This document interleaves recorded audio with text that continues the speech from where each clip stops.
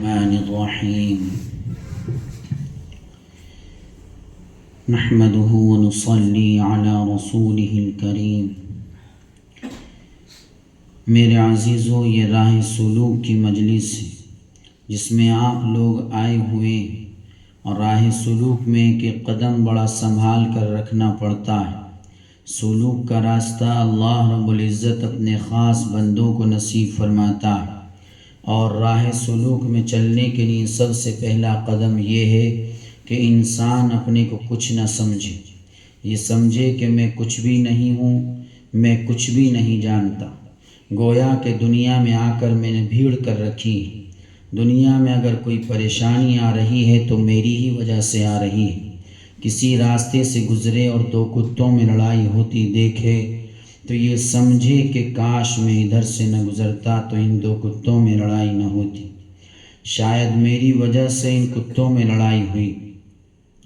آپ نے دیکھا ہوگا کہ جب تک زمین سخت ہوتی ہے اس کے اندر کوئی پیداوار نہیں ہوتی، اور جب وہ نرم ہو جاتی ہے تو اس کے اندر پیداوار بہت اچھی ہوتی ہے۔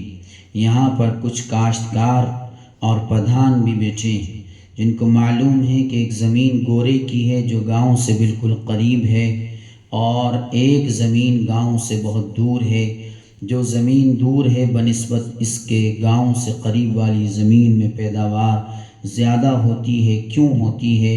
اس وجہ سے کہ گورے کی زمین گاؤں کے بالکل قریب ہوتی ہے، وہ گاؤں کی ساری گندگیوں کو برداشت کرتی ہے۔ گاؤں والا جو بھی اپنی حاجت پوری کرنے کے لیے اس میں جاتا ہے وہ اس کو بھی برداشت کرتی ہے۔ پھر اس میں گیہوں یا دھان یا گنا جو بھی چیز ڈالی جاتی ہے تو اس میں خوب پیداوار ہوتی ہے، کیونکہ اس نے اپنے کو بچھا دیا کہ تم کو جو بھی کچھ کرنا ہے کر لو، جو بھی ڈالنا ہے ڈال لو۔ جب اس میں ساری گندگیاں ڈالی جاتی ہیں تو اس میں بہت عمدہ پیداوار ہوتی ہے۔ ایک بستی سے دور کی زمین ہے جو سخت ہے، ٹیلا کہلاتا ہے، اس پر پانی بھی اگر گرتا ہے تو اس کو بھی برداشت نہیں کرتی، اس کو بھی ڈھلا کر نیچے پہنچا دیتی۔ گھاس کے تنکے بھی اگر اس پر گر جاتے ہیں تو ہوا کا جھونکا آتا ہے، ان کو بھی اڑا کر دور پہنچا دیتا ہے۔ تو اس لیے اس زمین میں کوئی خاص پیداوار نہیں ہو پاتی۔ اسی طریقے سے میرے عزیزو، جب تک تم اپنے کو نہیں بچھا دو گے، جب تک تم ساری باتوں کے برداشت کرنے والے نہ بنو گے، یہاں تک کہ تم کو کوئی گالیاں دے تم ان کو برداشت کر لو، کوئی برا بھلا کہے اس کو بھی برداشت کر لو، کوئی تمہارے اوپر کیچڑ اچھالے اس کو بھی برداشت کر لو۔ جب تم سب کچھ برداشت کرنے والے بن جاؤ گے تو تمہارا قدم راہ سلوک میں آ جائے گا۔ سرتاج الاولیاء حضرت بایزید بسطامی علیہ الرحمہ کا قول ہے کہ جب تک میں اپنے میں رہا تو میں اپنے سے بھی دور رہا اور اللہ سے بھی دور رہا۔ اپنے سے مراد کیا تھا کہ جب تک میں اپنے کو یہ سمجھتا رہا کہ میں ہوں تو اپنے سے بھی دور رہا اور اللہ سے بھی دور رہا، اور جب میں اپنے کو بھول گیا تو میں نے اپنے کو بھی پا لیا اور اللہ کو بھی پا لیا۔ تو میرا عزیزوں، میں بار بار کہتا ہوں کہ اپنے کو تو بھول جاؤ کہ ہم کیا ہیں۔ ہم کچھ نہیں ہیں، حقیقتاً ہم کچھ بھی نہیں ہیں۔ اگر ہم اپنی حقیقت کو دیکھیں تو اس گندے پانی سے بنے ہوئے ہیں جس کو دیکھ کر گھن پیدا ہوتا ہے۔ اے میرے عزیزو، جب تک تم دنیا کا بوجھ اٹھانے والے نہیں بنو گے تب تک تمہارے اندر کچھ کمالات پیدا نہیں ہوں گے۔ جب تم دنیا کی جلی کٹی برداشت کرنے لگو گے، دشمنوں کی گالیاں برداشت کرنے لگو گے، گالیاں کھا کر بھی دعائیں دینے لگو گے، جیسے کہ اللہ کے نبی صلی اللہ علیہ وسلم نے گالیاں کھا کر بھی دعائیں دی، جب تک تم ایسے نہ بنو گے، جب تک تمہارے اندر پھول نہیں کھلیں گے۔ اپنے کو بس یہی سمجھو کہ میں بھی عام طریقے کا ایک انسان ہوں، جس مقصد کے لیے اللہ رب العزت نے مجھے پیدا کیا ہے وہ مجھ سے پورا نہیں ہو پا رہا ہے، اور گویا دنیا میں نے ایک بھیڑ کر رکھی ہے۔ جب تک انسان اپنے کو اچھا سمجھتا رہتا ہے اس وقت تک اس کے دل کی آنکھ نہیں کھلتی۔ یہ بڑا گہرا راز ہے۔ جب تک انسان اپنے کو ذلیل نہیں سمجھتا ہے، حقیر نہیں سمجھتا ہے، جب تک اس کے دل کی آنکھیں نہیں کھل پاتی۔ اور ان نظروں کا دیکھا ہوا تو غلط ہو سکتا ہے، جھوٹا ہو سکتا ہے، مگر جب دل کی آنکھیں کھل جاتی ہیں، ایک بصیرت مل جاتی ہے، پھر انسان کی وہ نظریں بہت دور تک کام کرتی ہیں۔ اس دل کی بصیرت سے انسان پہچانتا ہے کہ کون اللہ کا دوست ہے، کس کا کیا مقام ہے، یہ کیا ہے، میں کیا ہوں۔ ایک مرتبہ خواجہ حسن بصری علیہ رحمہ سمندر کے کنارے سے گزر رہے تھے۔ دیکھا کہ سمندر کے کنارے ایک حبشی بیٹھا ہوا ہے، اس کے پاس ایک عورت بیٹھی ہے۔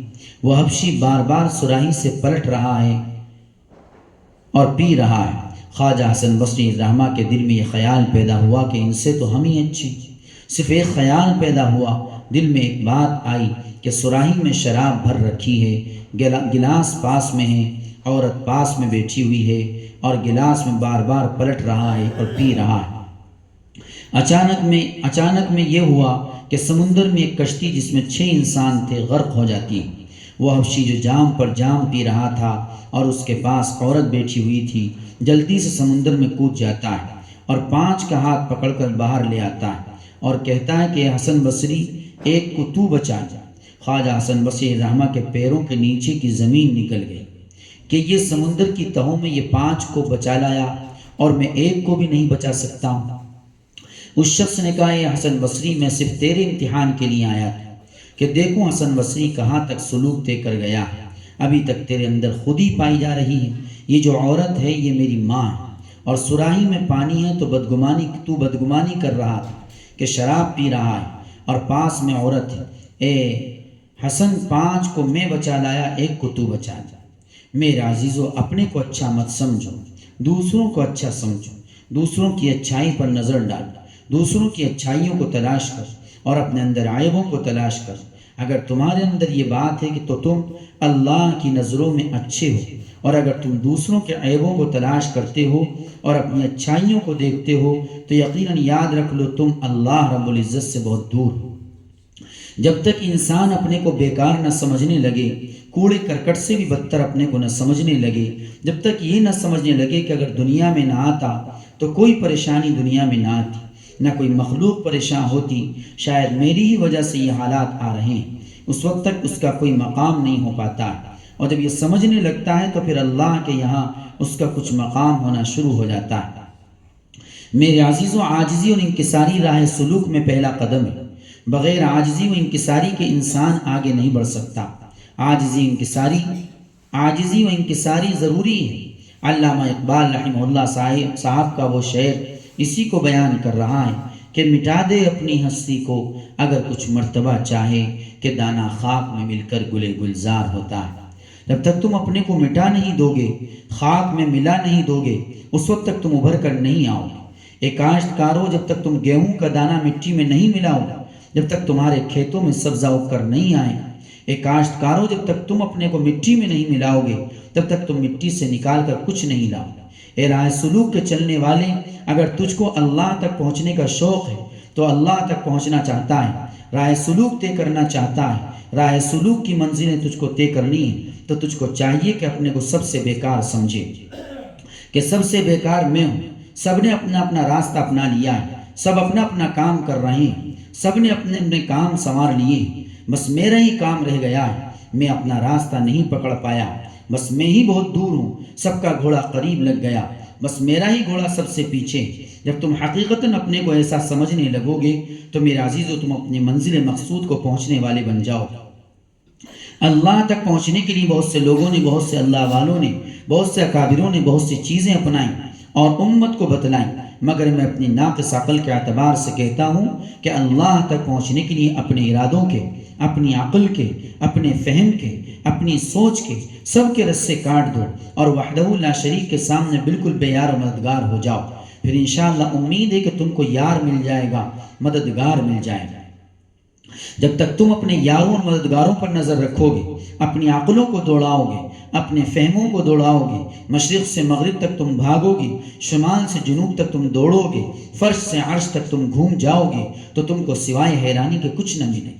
بس اپنی ہر چیز کی رسی کو کاٹ دو، اپنی ہر چیز کی مشینری کو ٹھپ کر دو، وحدہ لا شریک کے سامنے بالکل ایسے ہو جاؤ جیسا غسل دینے والے کے ہاتھ میں مردہ ہوتا ہے، کہ غسل دینے والا جدھر چاہتا ہے کروٹ بدل دیتا ہے، جدھر چاہتا ہے پانی ڈال دیتا ہے، جو چاہتا ہے کر لیتا ہے، مگر وہ مردہ کچھ بھی نہیں کہتا ہے۔ اسی طریقے سے تم وحدہ لا شریک کی تقدیر کے سامنے، وحدہ لا شریک کے حکم کے سامنے، وحدہ لا شریک کے فیصلوں کے سامنے اے میرے عزیزو تم ایسے پس جاؤ۔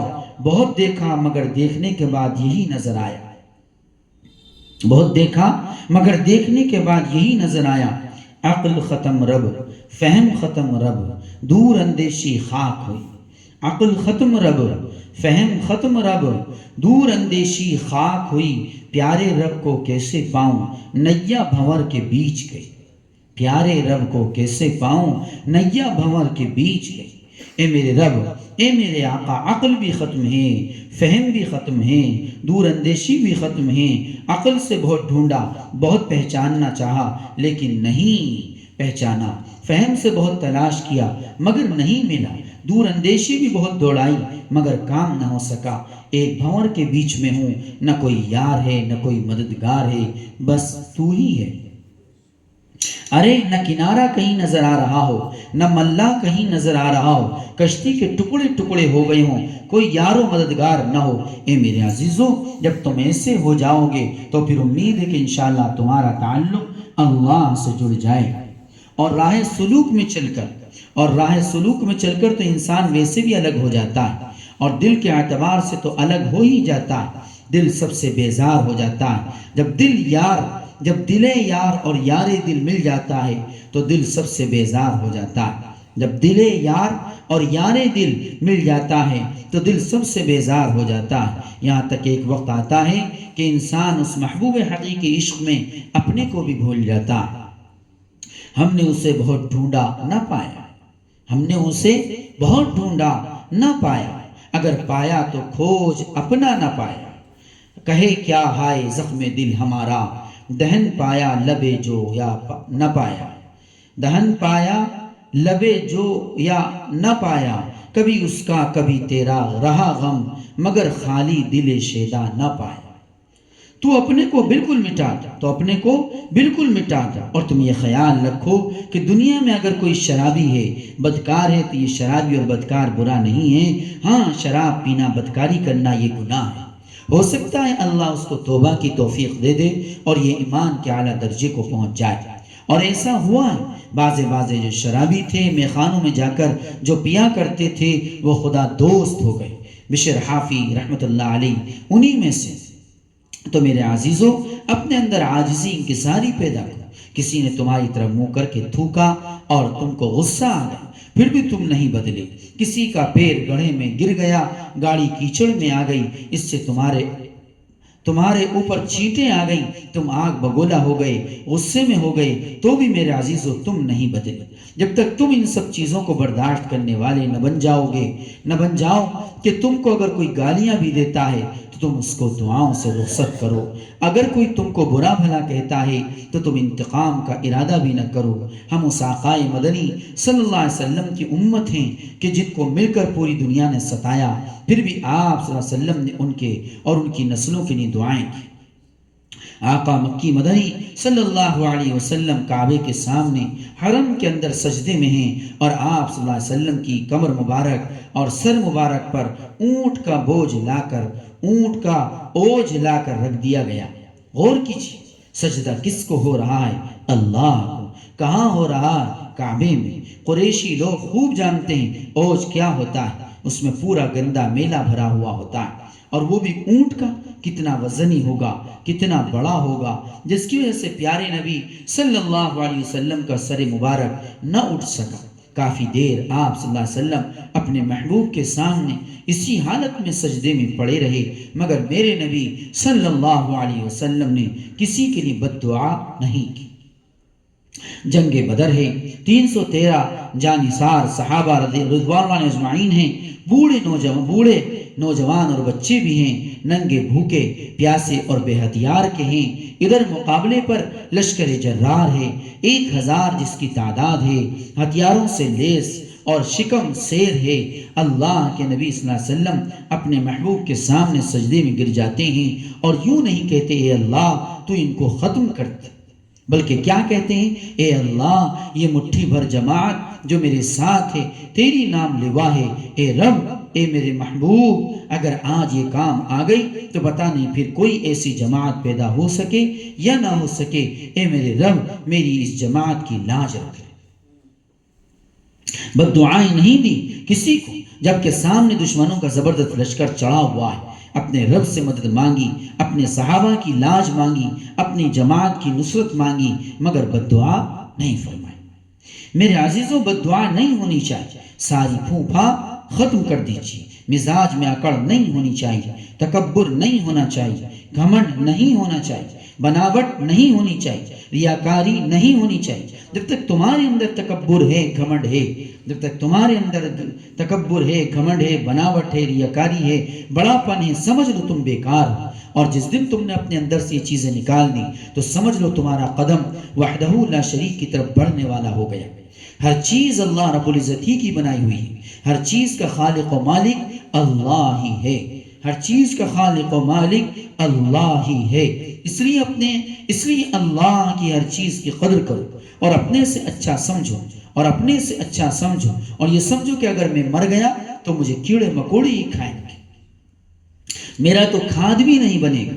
اگر جانور بھی مر رہا ہے تو اس کو دوسرا جانور کھا رہا ہے، میری تو خاک ہی بن جائے گی۔ ایک گھاس کا تنکا بھی اگر ہے تو اس کو بھی گائے کھا رہی ہے، اس کا دودھ بن رہا ہے، میرا کیا بنے؟ میں سب سے بیکار ہوں، سب سے بدتر ہوں، سب سے نکما میں ہوں۔ ایک کاش میں اس دنیا میں پیدا نہ ہوا ہوتا تو کوئی پریشانی دنیا میں نہ آتی، میں نہ ہوتا تو دنیا میں کوئی گمراہ نہ ہوتا، میں اس راستے سے نہ گزرتا، میں اس راستے سے نہ گزرتا تو ان دو شخصوں میں لڑائی نہ ہوتی، شاید میری نحوست سے ان میں لڑائی ہوئی۔ میرے عزیزوں، عاجزی و انکساری راہ سلوک میں پہلا قدم ہے۔ خودی کو کر بلند اتنا، ہر تقدیر سے پہلے خدا بندے سے خود پوچھے، بتا تیری رضا کیا ہے۔ جب تک تم اپنے مزاج کو نرم نہیں بناؤ گے، اپنے کو ختم نہیں کر دو گے، نیست و نابود نہیں کر دو گے، جب تک تم اٹھ کر نہیں آؤ گے، ابھر کر نہیں آؤ گے، معرفت کا پودا نہیں لگے گا، اس کا پھول نہیں کھلے گا، اس پر میوہ نہیں لگے گا، جب تک تم دانے کو خاک میں نہیں ڈالو گے، جب تک وہ اگ کر نہیں آئے گا، جب تک تم اپنے کو خاک میں نہیں ملاؤ گے، اس وقت تک تمہارے اوپر پھول کھل کر نہیں آئیں گے۔ اگر تم یہ چاہو کہ میں اپنے اللہ کی نظروں میں کچھ بن جاؤں، اور نظروں میں بن جانا یہ ہے کہ میں اپنے اللہ کا بن جاؤں، اور اصل بات یہی ہے کہ میں اپنے محبوب حقیقی بن جاؤں، میں اپنے محبوب کو پہچان لوں، اپنے رب کو پہچان لوں، اپنے رب کو پہچاننے والا بن جاؤں، تو سارے گھمنڈ، سارے تکبر، ساری بناوٹ، ساری ریاکاری، ساری پھونپھاں، ساری مالداری، ساری طاقت، سارا شیخ سید مغل پٹھان ہونا تھوکنا پڑے گا۔ ورنہ جب تک تمہیں یہ نشہ رہے گا میں سید ہوں، میں مغل ہوں، میں پٹھان ہوں، میں مرزا ہوں، میں مالدار ہوں، میں طاقتور ہوں، میں عہدے والا ہوں، میں عبادت گزار ہوں، جب تک کوئی بھی نشہ تمہارے اندر ہوگا تم کچھ بھی نہیں بن پاؤ گے۔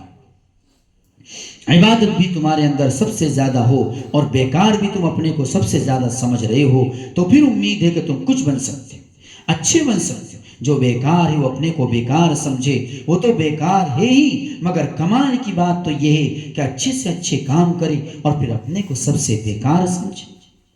برا کام کر کے اپنے کو برا سمجھے، یہ کوئی کمال کی بات نہیں ہے۔ اچھے اچھے کام کرو، زیادہ سے زیادہ نیک کام کرو اور پھر اپنے کو کچھ نہ سمجھو، یہ کمال ہے۔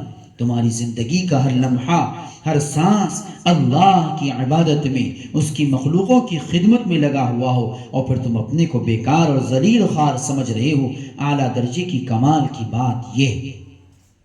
اے میرے عزیزوں، راہ سلوک میں عاجزی و انکساری کے ساتھ ساتھ سلیقہ بھی ضروری ہے، کیونکہ سلوک سلیقے سے ملتا ہے۔ جسے اپنی زندگی گزارنے کا سلیقہ نہ ہو وہ سلوک کیا طے کر سکتا ہے؟ جس کو اپنی زندگی سیدھی سچی صحیح طریقے سے لے کر چلنے کا سلیقہ نہ ہو وہ سلوک کی منزلوں کو کیا طے کر سکتا ہے؟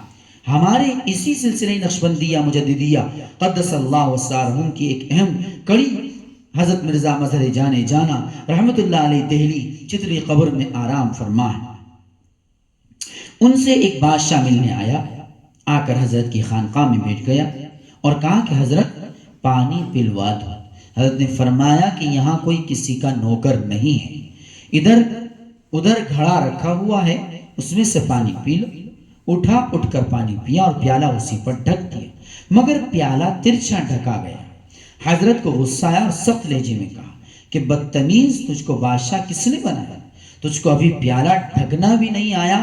جب تجھ سے پیالہ سیدھا نہیں رکھا جا سکتا تو حکومت صحیح طریقے سے کیا چلا سکتا ہے؟ ارے یہ پیالہ سیدھا بھی تو رکھا جا سکتا تھا، ٹوپی بجائے ترچھی کے سیدھی بھی تو رکھی جا سکتی ہے، پائجامے میں ایک پائچہ اونچا ایک نیچا، اس کے بجائے دونوں برابر بھی تو رکھے جا سکتے ہیں۔ جب ہم کو اپنے گھر کا سلیقہ نہیں ہے کہ چپل کہیں پڑے ہیں، پلیٹیں کہیں پڑی ہیں، بیوی کہیں پھر رہی ہے، ہم کہیں پھر رہے ہیں، تو سلیقہ کہاں سے پیدا ہوگا؟ اگر تم کو سلوک پیدا کرنا ہے تو سلیقہ پہلے اپنے اندر لے آؤ، اپنے گھروں میں لے آؤ، اپنے کھانے پینے میں سلیقہ لے آؤ۔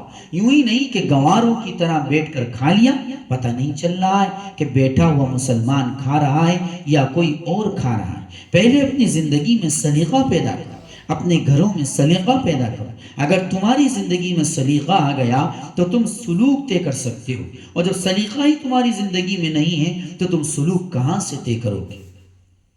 تمہاری زندگی میں نہیں ہے تو تم سلوک کہاں سے طے کرو گے؟ لوگوں نے پاگل اور بے وقوفوں کا نام مومن رکھا ہے کہ جن کو نماز پڑھنے کا سلیقہ نہیں ہے، ٹوپی اوڑھنے کا سلیقہ نہیں، قل ہو اللہ یاد نہیں، اس کو کہتے ہیں کہ مومن آ رہا ہے، یہ مومن ہے۔ ارے مومن کی ہر چیز سلیقے سے ہوتی، مومن کی ہر چیز صلاحیت والی ہوتی، مومن عقل مند اور ہوشیار ہوتا ہے، پاگل اور بے وقوف نہیں ہوتا ہے کہ کوئی چیز کہیں پڑی ہے کوئی چیز کہیں پڑی ہے۔ بہت سے سمجھدار مہمان مدرسے میں آتے ہیں، مجھ سے کہتے ہیں کہ جی ہم دروازے سے ہی پہچان لیتے ہیں کہ حضرت مدرسے میں ہیں یا نہیں۔ میں نے کہا بھائی کیسے؟ تو کہا کہ جب آپ مدرسے میں ہوتے ہیں تو ہر چیز سلیقے سے ہوتی، طلبہ بھی سلیقے سے ہوتے ہیں، جوتیاں بھی سلیقے سے رکھی ہوتی، اور جب آپ نہیں ہوتے ہیں تو کوئی چیز سلیقے سے نہیں ہوتی، کوئی چیز کہیں پڑی ہے کوئی چیز کہیں پڑی ہوئی ہے۔ طلبہ بھی دروازے پر کھڑے رہتے ہیں، کہیں لوٹا پڑا کہیں چپل پڑی ہوتی ہے، اور بات بھی صحیح۔ اس سے ہمیں اندازہ ہو جاتا ہے کہ آپ مدرسے میں نہیں ہیں۔ ارے چپل سیدھی بھی تو رکھی جا سکتی ہے یا الٹی کر کے ڈالی جائے گی؟ بولیے، تمیز ہی نہیں کرتے، پڑی ہے الٹی تو پڑی ہے۔ میں تو کسی کی جوتی الٹی دیکھتا ہوں تو سیدھی کر دیتا ہوں، یہ سمجھتا ہوں کہ یہ چپل میرے اللہ کی طرف الٹی ہو رہی ہے، کہ اس کا رخ عرش اعظم کی طرف ہے، اور عرش اعظم پر میرا محبوب ہے، اس کی جوتی کا تلا عرش اعظم کی طرف ہو رہا ہے۔ اس سے اللہ کی بے ادبی محسوس ہوتی ہے۔ تو میرے عزیزوں، تمہاری زندگی میں اگر سلیقہ نہیں ہوگا تو تم سلوک کہاں سے سیکھو گے؟ اپنی زندگیوں میں سلیقہ لاؤ، اپنے گھروں میں سلیقہ لاؤ، سلیقے کے ساتھ اپنی زندگیاں گزارو، سلیقے کے ساتھ اپنے بیوی بچوں کو رکھو، سلیقے سے ان کے ساتھ رہو۔ جب تمہارے اندر سلیقہ آ جائے گا پھر امید ہے تمہارے اندر سلوک بھی آ سکتا ہے۔ سلیقے سے دنیا سنورتی ہے اور سلوک سے آخرت سنورتی ہے، شریعت سے دنیا سنورتی ہے اور طریقت سے آخرت سنورتی ہے۔ سلیقے اور سلوک سے یہ مراد لے لیجئے کہ سلیقے سے مراد شریعت ہے اور سلوک سے مراد طریقت ہے۔ جو سمجھدار ہوتے ہیں جب وہ کسی کے یہاں جاتے ہیں تو پہچان لیتے ہیں کہ اس گھر کے اندر سلیقہ مند مرد و عورتیں ہیں یا نہیں۔ کن چیزوں سے پہچان لیتے ہیں؟ ان کے برتنوں سے، ان کے کھانے پینے کے طریقے سے، ان کے اٹھانے بٹھانے کے طریقے سے۔ میں آپ کو سمجھا رہا ہوں، بتلا رہا ہوں، وہ پہچان لیتے ہیں۔ اس لیے اپنے گھروں میں سمجھداری پیدا کرو، سلیقہ پیدا کرو۔ جو چیز سلیقے سے رکھی ہوئی ہوگی وہ سب کو اچھی لگے گی۔ سلیقے سے اپنی جوتیاں نکالیے، سلیقے سے اپنی چارپائیاں ڈالیے، سلیقے سے اپنے کپڑے نکالیے، سلیقے سے ان کو ٹانگیے۔ کرتا نکالا ایک آستین اندر ہے ایک باہر ہے، کرتا لٹکا دیا۔ پائجامہ نکالا اس کا کمر بند نیچے لٹک رہا، ایک پائچہ اوپر کو ایک نیچے کو، اور لٹکا دیا۔ بہت سے لوگ اس طرح کے دیکھنے میں آتے ہیں۔ ارے جس کو اپنی زندگی گزارنے کا سلیقہ نہیں ہے، جوتیاں نکالنے کپڑا لٹکانے کا سلیقہ نہیں ہے، سلوک کے اندر کہاں سے آ جائے گا؟ اپنی زندگی الل جلل مت گزار، پہلے صحیح طریقے سے کی، اپنی زندگی بناؤ، صحیح طریقے سے اپنی زندگی گزارو، پھر آخرت بھی تمہاری صحیح بن سکتی۔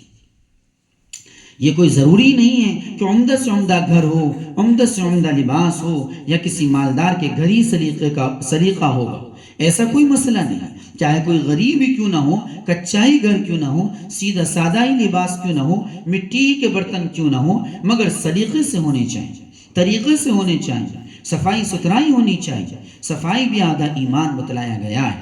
صفائی سے ایمان میں بھی تازگی پیدا ہوتی ہے اور صحت کے لیے بھی بہت مفید ہے۔ تو میرے عزیزو، اللہ کی راہ میں بڑھنے کے لیے، راہ سلوک طے کرنے کے لیے عاجزی اور انکساری اختیار کرنی پڑتی ہے، سلیقہ اور سمجھداری اختیار کرنی پڑتی ہے۔ اور یہ چیزیں تمہارے اندر جبھی پیدا ہوں گی جب تمہاری دنیا سنورے گی، تمہارے دین سنورے گا، اور تم سنبھل کر قدم رکھو گے، پھر آگے بڑھو گے۔ آگے بڑھ کر جب تم اپنے محبوب سے ملو گے اور وہاں تک پہنچو گے تو تمہاری ساری چیزیں خود بخود ختم ہو جائیں گی۔ نہ تمہارا ارادہ رہے گا، نہ تمہارا قول رہے گا، نہ تمہارا فعل رہے گا، سبھی چیزیں ختم ہو جائیں گی۔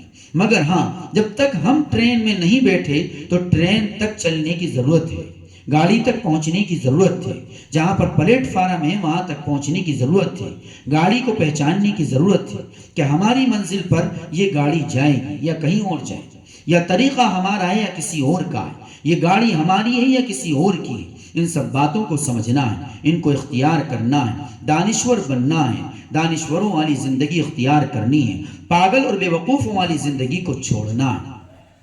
ایک بار اپنے اللہ سے رشتہ پیدا کر کے دیکھ لو، اپنے اللہ سے جڑ کر دیکھ لو، سارے عیب کھل کر سامنے آ جائیں گے، پھر ساری پھوپھا کا تمہیں پتہ چل جائے گا کہ پھوپھا میں کیا چیز ہوتی ہے۔ اور یہ جو دوسرا پھوپھا دکھا رہا ہے، یہ دیکھنے میں انسان ہے مگر باولا کتا ہے، تمہیں نظر آنے لگے گا۔ اس لیے اپنی اچھی عادتیں بناؤ، اچھے اوصاف بناؤ، اچھے اوصاف کو اپناؤ۔ رسول اللہ صلی اللہ علیہ وسلم کے مبارک طریقے کو تم تلاش کر کے اس پر سختی سے عمل کرو۔ رسول اللہ صلی اللہ علیہ وسلم کا مبارک طریقہ اگر ہماری زندگی میں ہے تو سلوک کا راستہ ہے، طریقے کا راستہ ہے، طریقت کا راستہ ہے، اللہ رب العزت تک پہنچنے کا راستہ ہے۔ اور اگر رسول اللہ صلی اللہ علیہ وسلم کا طریقہ ہماری زندگی میں نہیں ہے تو پھر کچھ بھی نہیں ہے، پھر پتہ نہیں تم کس کے طریقے کو اپناؤ گے، کس گاڑی میں بیٹھ جاؤ گے۔ کوئی گاڑی کہیں جا رہی ہے، ہمیں اس سے کیا مطلب؟ ہمیں تو بس اسی گاڑی سے مطلب ہے جو ہماری منزل کی طرف جا رہی ہے، ہمیں تو بس وہی راستہ پسند ہے جو ہمیں اللہ رب العزت تک پہنچا دے، وہی ہماری منزل ہے، وہی ہمارا مقصود ہے، وہی ہمارا مطلوب ہے، وہی ہمارے دلوں کا راز ہے، وہی ہمارا معبود ہے، وہی ہمارا محبوب حقیقی ہے۔ مجھے ڈر ہے اور بدو تو کعبے تک نہیں پہنچے گا، کیونکہ تو جس راستے پر جا رہا ہے وہ کعبے کی مخالف سمت کو جاتا ہے۔ اللہ رب العزت ہمیں صحیح شعور اور سمجھ عطا فرمائے اور اپنے پیارے محبوب صلی اللہ علیہ وسلم کے مبارک طریقے پر چلنے کی، اس پر عمل کرنے کی توفیق عطا فرمائے۔ آمین۔ وآخر دعوانا الحمدللہ رب العالمین۔